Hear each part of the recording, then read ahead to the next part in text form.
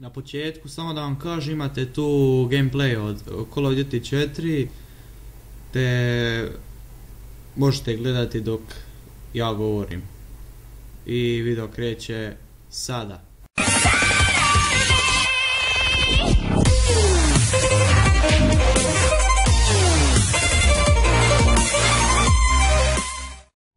I pozdrav svima ljudi, evo nas u novoj epizodi.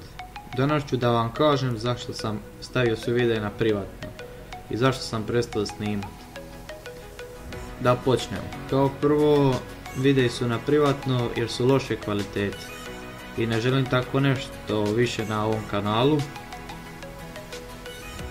I onda ste rekli da previše brzo govorim pa da me ne razumijete. Sada ću govoriti normalnom brzinom i videi će biti što više kvalitetniji.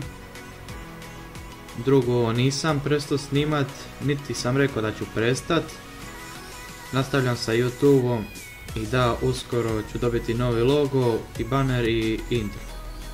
I da, ima jedno pitanje za vas. Da li bi da vratim sve videe na YouTube ili da počnem ponovo sa kvalitetnim videima?